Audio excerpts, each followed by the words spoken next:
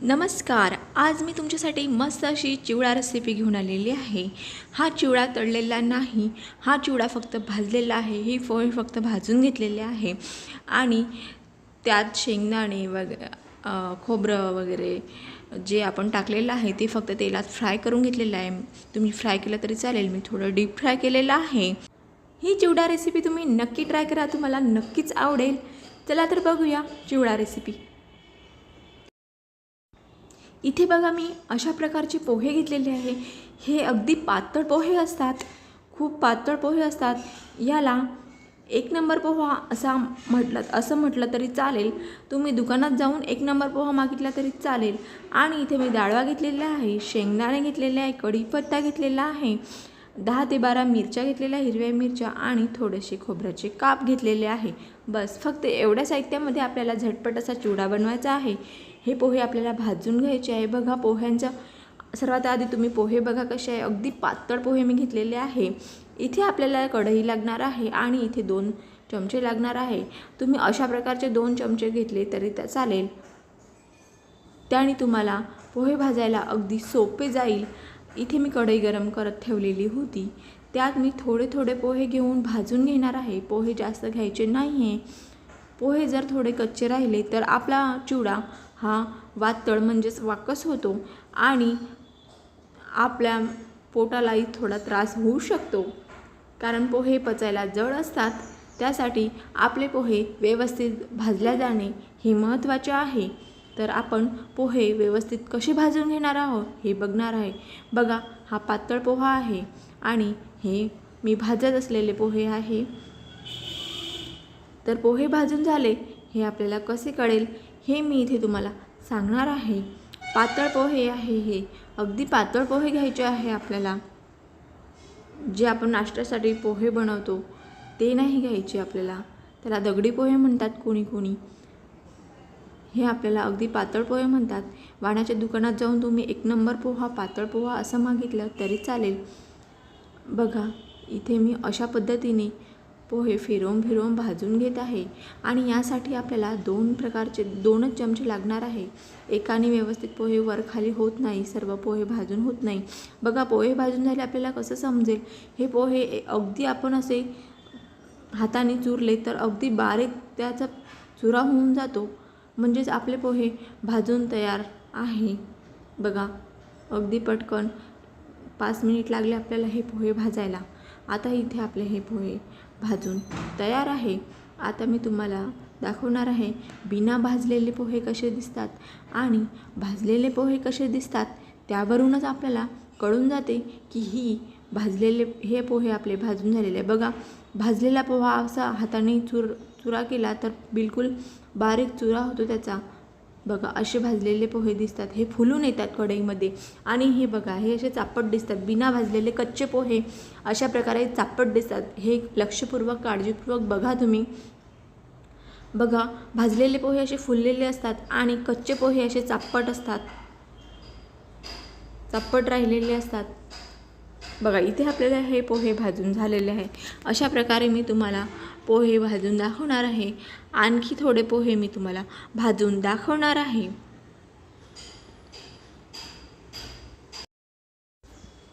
बघा परत मी इथं कढईमध्ये थोडे पोहे घेत आहे आणि परत सेम आधी आपण जसे भाजून घेतले तसे भाजून घेत आहे. हे पोहे आपले भाजून घेणे, व्यवस्थित भाजल्या जाणे ही एकच स्टेप अशी महत्त्वाची आहे या चिवड्यामध्ये. बाकी हा चिवडा खूप सिंपल आहे, खूप इझी आहे, कोणीही सहज बनवू शकते. आणि चिवड्याचे फायदे असे की आपण हा पटकन नाश्त्याला वगैरे घेऊ शकतो आणि हा चिवडा 1-2 महिना व्यवस्थित आपण स्टोअर करून ठेवू शकतो.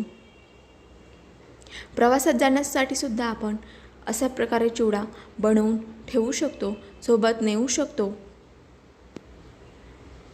बघा असे आपल्याला पोहे भाजून घ्यायचे आहे.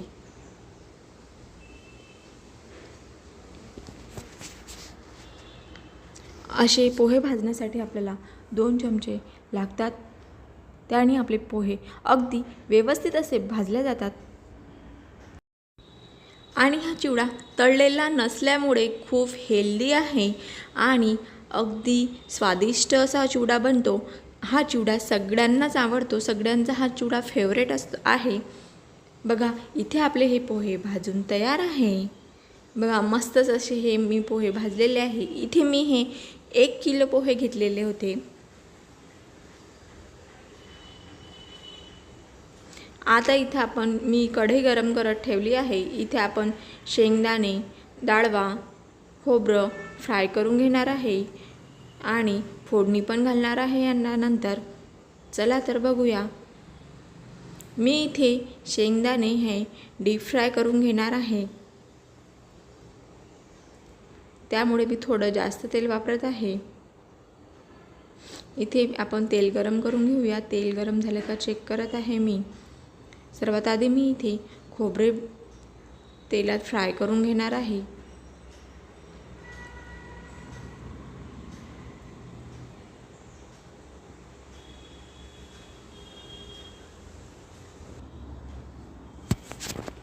बघा इथे तेल गरम करून झालेले आहे। आता मी तिथे खोबरे भाजून घेणार आहे। खोबऱ्याचे असे पातळ असे काप करून घेतलेले आहे मी। बघा थोडे ब्राऊन होईल तोपर्यंत आपल्याला खोबरे भाजून घ्यायचे आहे।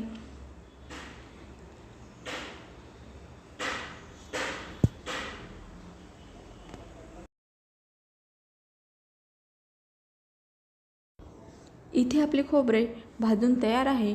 हे आपण भाजलेल्या पोह्यांमध्ये टाकणार आहोत। बघा इथे मी पोहे भाजून ठेवले आहे एका टोपल्यामध्ये।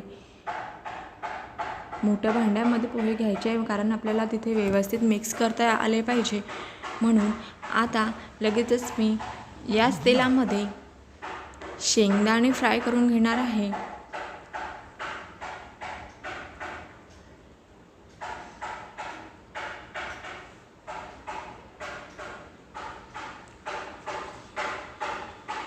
शेंगदाणे सुद्धा आपल्याला खमंग अशी भाजून घ्यायचे आहे, कारण त्याचीही टेस्ट एक वेगळीच लागते पोह्यांच्या चिवड्यांमध्ये त्या खमंग अशी शेंगदाण्याची टेस्टसुद्धा खूप छान लागते।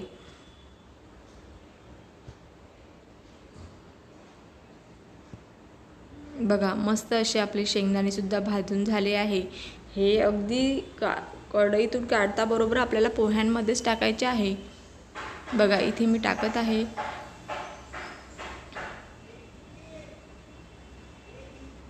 आता मी डाळवा फ्राय करून घेणार आहे। बघा बऱ्याच जणांना डाळवा झालेला कळत नाही।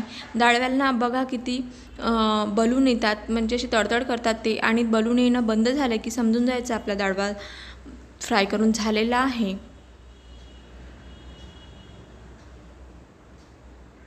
जास्त वेळ होऊ द्यायचा नाही आहे। आता मी त्याच तेलामध्ये चिवड्याला फोडणी घालणार आहे। तेच माझं उरलेलं थोडं तेल आहे, त्याच तेलामध्ये मी चिवड्याला फोडणी घालणार आहे। इथे मी सर्वप्रथम धणे टाकून घेणार आहे। धणे मी अख्खे टाकत आहे, कारण तळलेले धणे दाताखाली आल्यानंतर चिवड्याला एक वेगळी टेस्ट येते। त्यानंतर मी 10 ते 12 हिरव्या मिरच्या टाकलेल्या आहे आणि कढीपत्ता हा थोडा भरपूर प्रमाणात वापरायचा आहे, कारण ऑब्व्हियसली आपण चिवडा बनवत आहे त्यासाठी तर कढीपत्ता लागणारच।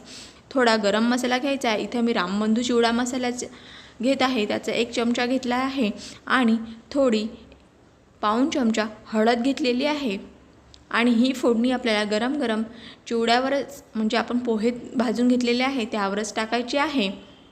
बघा आपल्या चिवड्याला आपण फोडणी घालून झालेली आहे। ऑलमोस्ट आपला चिवडा बनलेला आहे। आता बस फक्त आपल्या चिवड्याला मिक्स करून घ्यायचं आहे। आपला चिवडा बनवून तयार आहे आणि यात आपल्याला चवीनुसार मीठ टाकून घ्यायचे आहे। बघा मस्त जसा आपला चिवडा बनलेला आहे, याला व्यवस्थित मिक्स करायचं आहे। खूप छान दिसतो, खमंग असा चिवडा बनवून तयार आहे। तुम्ही ही रेसिपी नक्की ट्राय करा आणि माझ्या चॅनलला सबस्क्राईब केलेलं नसेल तर नक्की सबस्क्राईब करा। इथे मी थोडं मीठ टाकून घेणार आहे। तुम्ही इथे साखर टाकू शकता, पिठी साखर टाकू शकता, तुमच्या आवडीनुसार। तुम्हाला थोडी गोड चव हवी असेल चिवड्याला तर तुम्ही इथे पिठी साखर टाकू शकता, आणि तुम्हाला थोडी आंबट गोड चव हवी असेल तर तुम्ही इथे पिठी साखर टाकू शकता, किंवा सायट्रिक ॲसिड मिळते ते पण तुम्ही बारीक करून टाकू शकता, म्हणजेच त्याला छान अशी आंबट गोड चव येते। पण मी इथे फक्त मीठ टाकलेलं आहे, कारण आमच्या इथे आंबट गोड चिवडा नाही आवडत, त्यामुळे मी फक्त मीठ टाकलेलं आहे आणि पिठी साखर सायट्रिक ॲसिड टाकलेलं नाही आहे. तुम्ही ते ॲड करू शकता. बघा आपला चिवडा बनवून तयार आहे आणि तुम्ही ही रेसिपी नक्की ट्राय करा. खूप छान असा चिवडा बनतो. हा खमंग असा चिवडा बनलेला आहे, मस्त जसा. तुम्ही नक्की एकदा ट्राय करा आणि आवडला असेल तर मला कमेंटमध्ये नक्की कळवा. आणि ही झटपट चिवडा रेसिपी तुम्हाला कशी वाटली ही पण मला कळवा. आणि माझ्या चॅनलला लाईक केलेलं नसेल तर प्लीज लाईक करा, सबस्क्राईब करा आणि तुमच्या फॅमिलीमध्ये शेअर पण करा. असेच माझे नवनवीन व्हिडिओ आणि नवनवीन रेसिपीज आणि आर्टचे व्हिडिओ बघण्यासाठी माझ्या चॅनलला नक्की सबस्क्राईब करा. आणि माझा व्हिडिओ पूर्ण बघितल्याबद्दल तुम्हा सर्वांचे खूप खूप धन्यवाद.